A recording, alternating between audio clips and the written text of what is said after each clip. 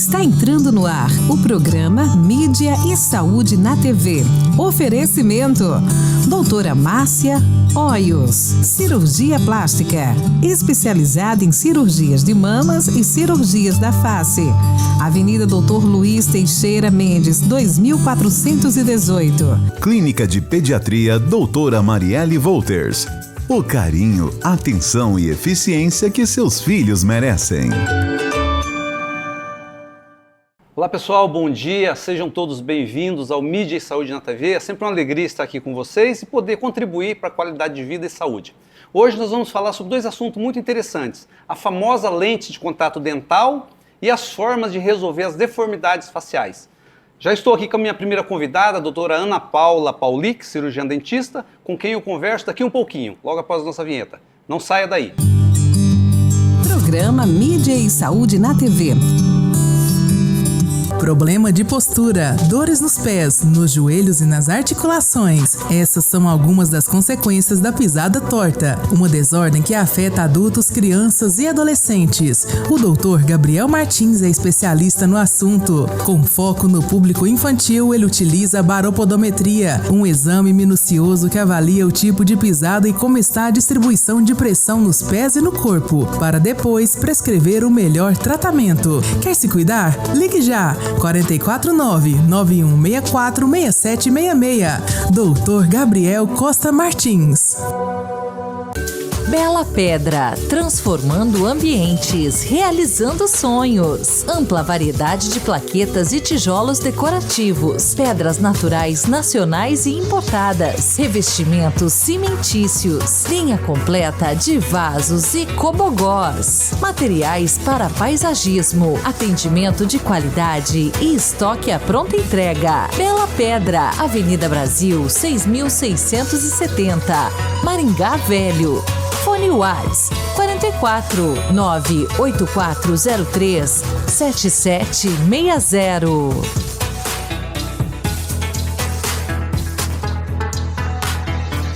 Olá, eu sou a doutora Larissa Maciel, especialista em cuidar da sua beleza, e venho convidar você a conhecer a minha clínica, Maciel Harmony de Maringá.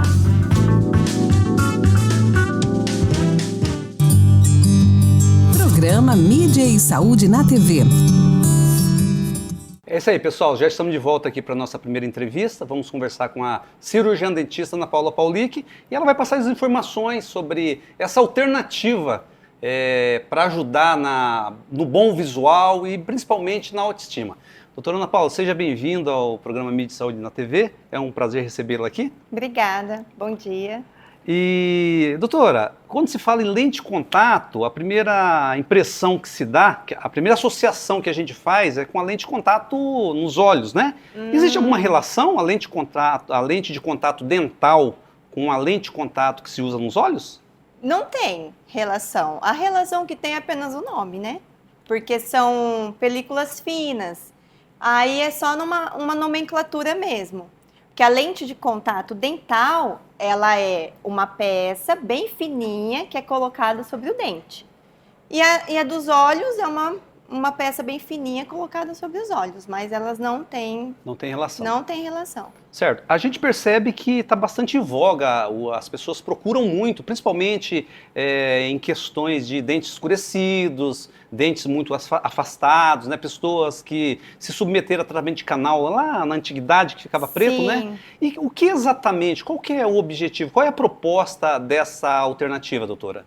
A lente de contato, ela é indicada em alguns casos. A gente não pode generalizar.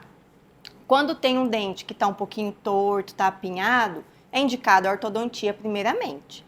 A lente de contato, ela vem para associar esse trabalho. Então, tem um dente que está bem torto, por exemplo, né? Está apinhado, aquele canino lá em cima, por exemplo. Primeiro põe um aparelho, depois que está legal, aí entra com a lente de contato para finalizar. Agora, os dentes escurecidos, caiu quando era criança, o dente ficou mais escurecido, aí sim é indicado, porque a gente consegue restabelecer a estética e a função do dente através das lentes. Doutora, além da questão estética, a lente de contato, ela ajuda também na funcionalidade dental? Com certeza, a lente de contato, ela devolve a estética juntamente com a função do dente. Primeiro, nós temos que pensar em função, qualidade e saúde dentária. A estética é uma consequência de um bom planejamento, um bom tratamento. Agora, quais são os requisitos que um paciente precisa seguir para se submeter a esse recurso? Primeiro, o dente tem que estar saudável, né? O paciente que tem vontade de pôr uma lente de contato, ele tem que estar com a saúde bucal em dia.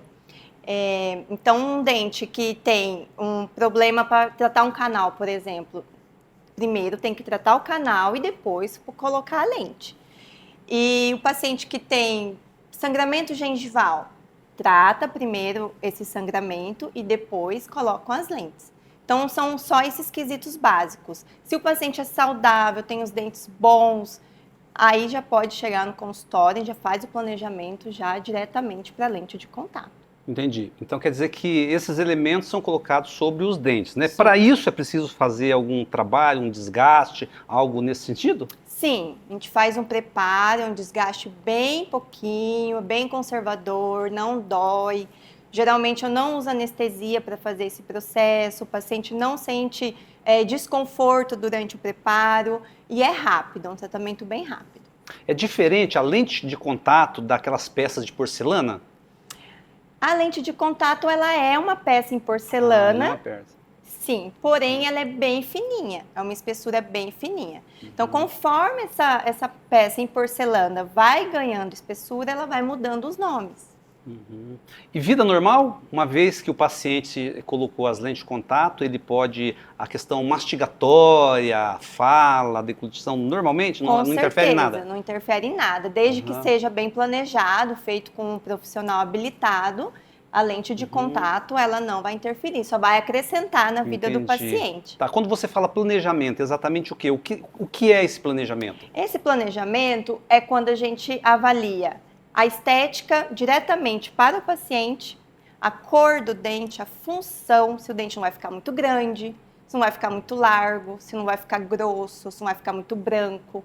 Então, tudo isso influencia. Então, é feito um planejamento anterior. Tá, então você avalia o biotipo do paciente, né? Com certeza. De repente, uma lente que é usada para mim, às vezes não pode ser para você, vai depender do biotipo, é isso? Vai depender. Tem toda uma avaliação prévia, uma consulta anterior. A gente faz foto, eu pego essas imagens, a gente joga para um computador, é feito um test drive do sorriso, que chama mock-up, é colocado no paciente para ele ficar alguns dias e ver se é aquilo que ele quer mesmo, se ele gostou, se as pessoas em volta gostaram, é bem interessante. E depois que foram colocadas as lentes, o que o paciente tem que seguir? Tem algum protocolo, alguma recomendação, principalmente no aspecto da durabilidade?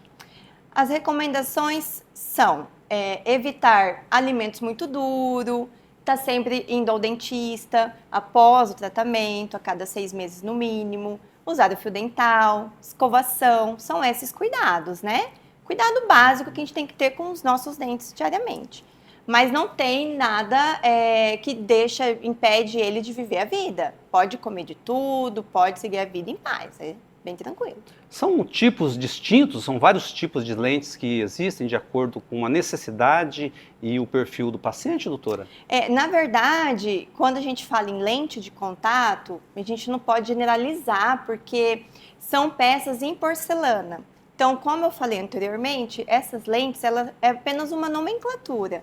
Então, quando você fala em generalizar, a gente faz um planejamento, às vezes um dente precisa da lente, que é bem fininha, e o outro precisa de uma faceta. Mas isso é feito num planejamento e é instalado e fica tudo harmônico, tudo igual, fica lindo, maravilhoso. A desinformação é um aspecto bastante negativo, principalmente para pessoas que às vezes querem se submeter a um recurso para melhorar o visual e a autoestima, né? E nessa questão, eu queria te perguntar o seguinte, não existe algum comprometimento do dente? Ou não, você faz lá o desgaste que você falou, mas o dente ele se mantém natural, se mantém com as mesmas características? Ele vai ficar saudável, será sempre um dente saudável. As características a gente muda a partir do momento que faz um desgaste, vai perder ali a parte da frente do dente, para poder receber uma capinha. Mas ele vai ter a vida, ele vai estar vivo, vai ter sensibilidade, vai sentir o gelado, vai sentir o quente, é um dente saudável.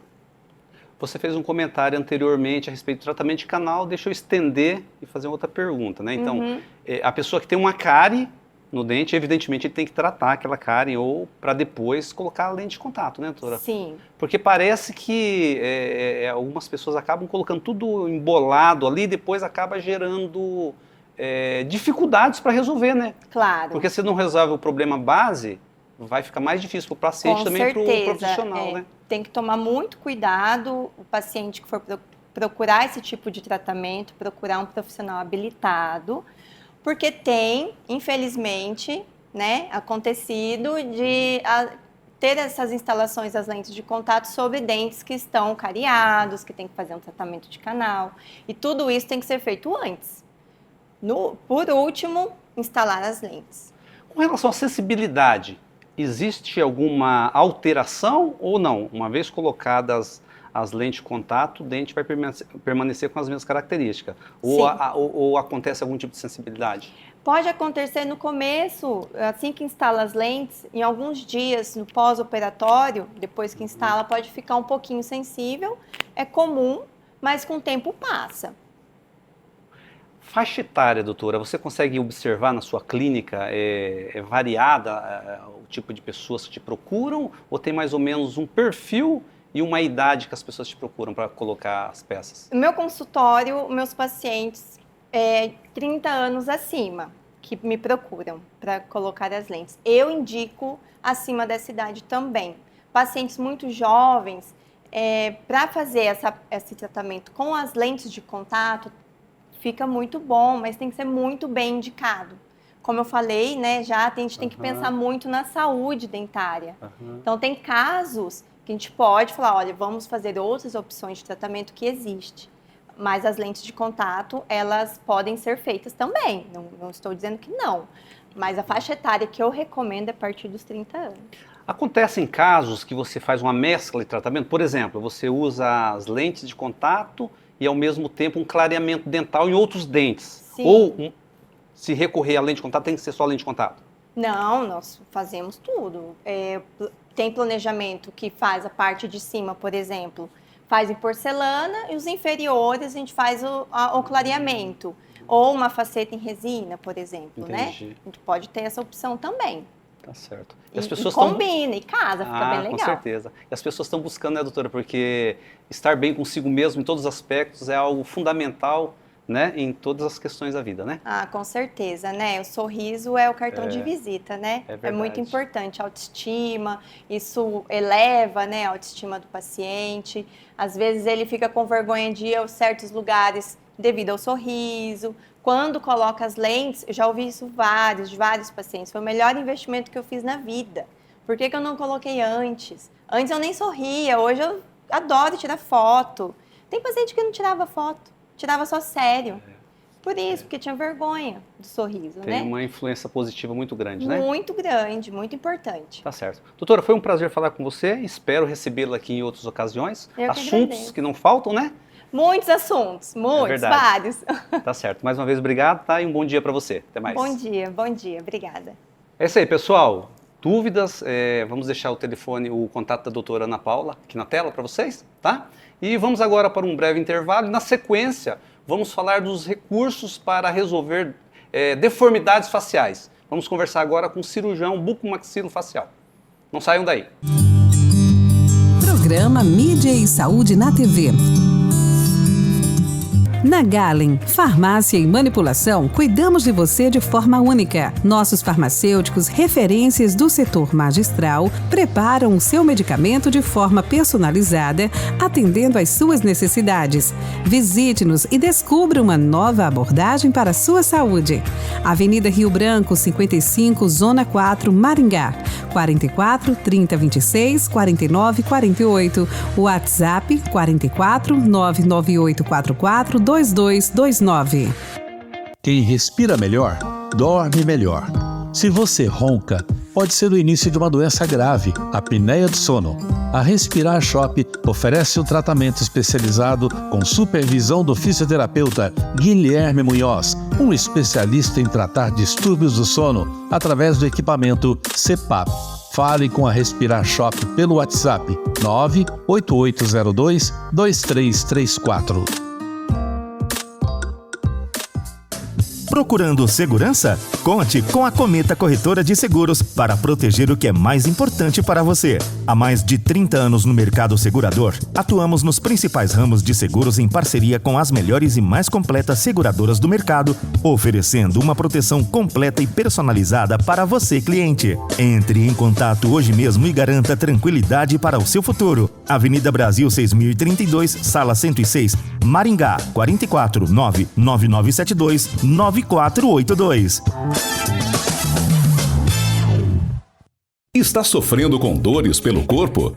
Conheça o Dr. Hassan Juda, reumatologista e médico da dor. Especialista no tratamento de doenças da coluna, dores nas pernas e joelhos, fibromialgia, osteoporose e muito mais. Então pare de sofrer.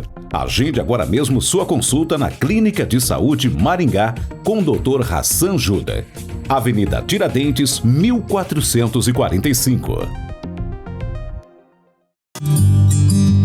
Programa Mídia e Saúde na TV. É isso aí, pessoal. Já estamos aqui de volta para o nosso segundo bloco. Já vamos conversar com o Dr. Lioge Vac, cirurgião, bucomaxilofacial e traumatologista. Dr. Lioge, seja bem-vindo ao programa Mídia e Saúde na TV. É um prazer recebê-lo aqui. Obrigado. Mais uma vez aqui conversando com você. É um prazer. Doutor, antes da gente entrar propriamente no nosso tema, que são os tratamentos para as deformidades faciais, eu queria que o senhor explicasse essa especialidade, essa área da odontologia, traumatologia e cirurgia bucomaxilofacial. O que é exatamente? Bom, é uma especialidade, como você falou, odontológica. Na maior parte do mundo, Alderi, para se formar um cirurgião maxilofacial, são pelo menos 4 anos de residência. Aqui no Brasil nós temos alguns formatos. Ou se forma em residência, que é uma dedicação exclusiva, por 3 anos por enquanto. A gente vem trabalhando isso junto ao Ministério para poder transformar em 4 anos, como é no mundo todo. Mas temos os cursos de especializações que também formam especialistas em cirurgia, com uma carga horária bem menor. Enquanto uma residência a gente tem 8.640 horas em 3 anos, a especialização forma com 3.000 horas. Isso é um fator preocupante, porque a cirurgia bucomaxilofacial é extremamente ampla. Ela vai desde extrações de dentes retidos, que é a rotina, implantes, enxertos, as cirurgias de deformidades, que é o que nós vamos conversar hoje, e também a parte cirúrgica da parte de trauma, de fraturas, né?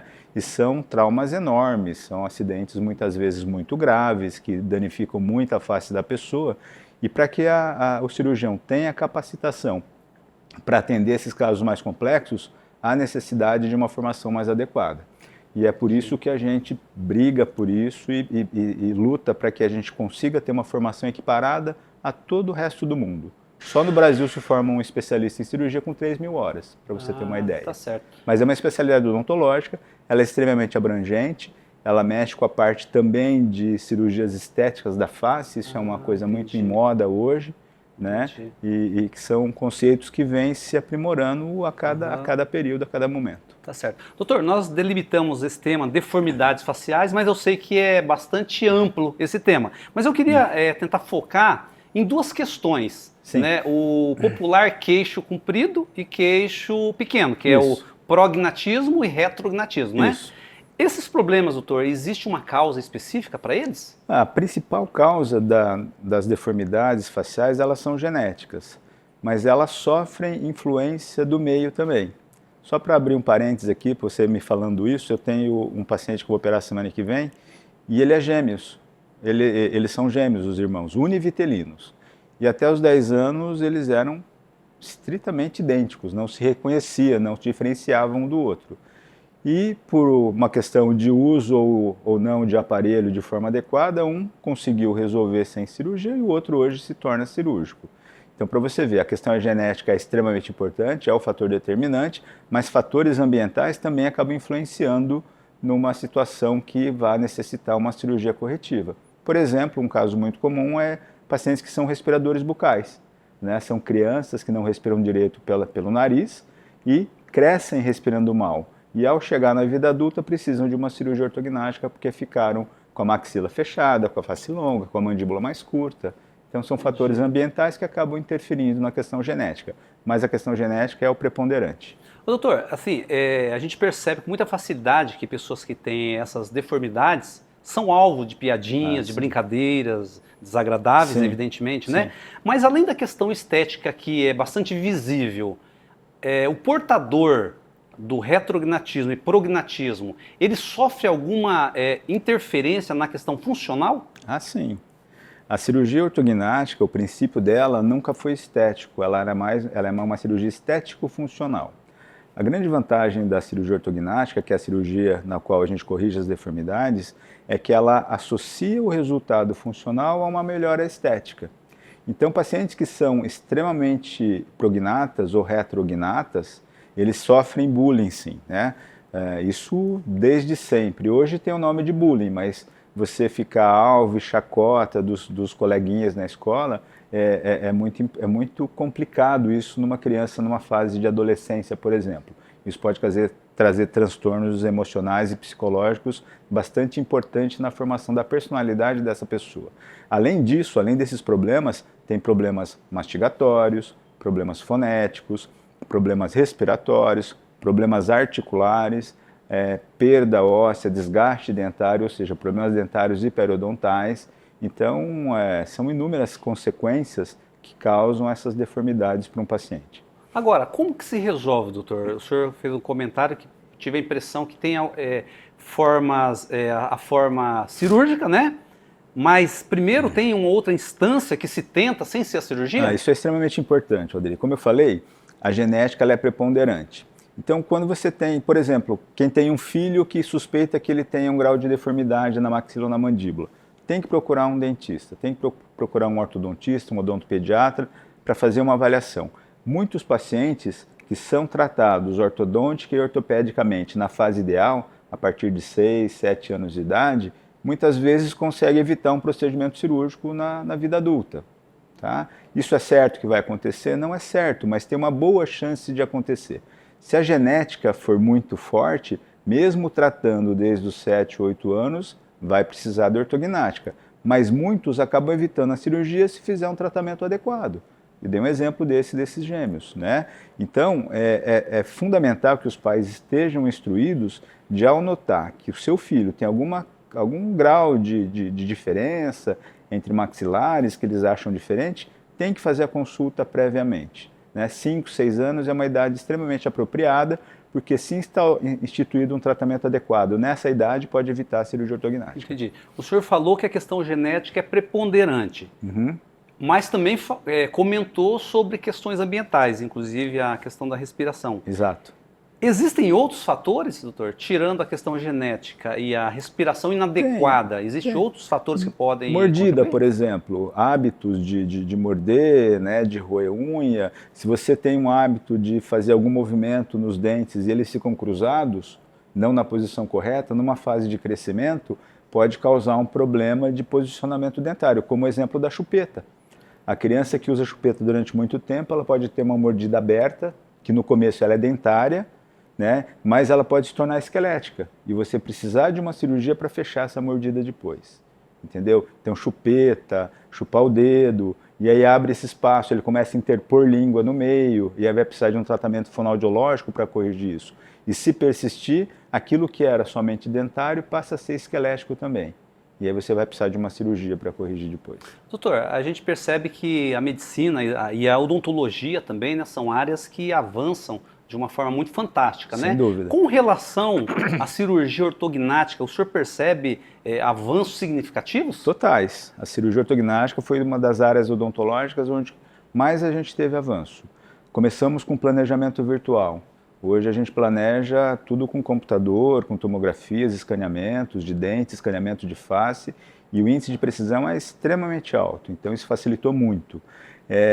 A questão dos tipos de aparelho. Hoje você tem aparelhos que são os aparelhos invisíveis que você consegue preparar para fazer cirurgia ortognática também. A questão das técnicas minimamente invasivas, com incisões menores, descolamentos menores, a gente consegue fazer uma cirurgia tão boa quanto, com menos agressão para o paciente, ou seja, a recuperação do paciente é melhor. Nós temos serras ultrassônicas, que agridem menos tecido mole, então o trauma aos tecidos nervosos é muito menor, né? Hoje a gente tem a possibilidade de customização. O que é customização? Quando a gente faz uma osteotomia num osso e reposiciona aquele osso, como é que a gente fixa? A gente fixa dobrando placas, adaptando no momento da cirurgia e fixando a nova posição com parafusos e placas. A customização permite que, em determinados casos, você faça a tua cirurgia virtualmente e já peça a impressão dessas placas sob medida para aquele paciente.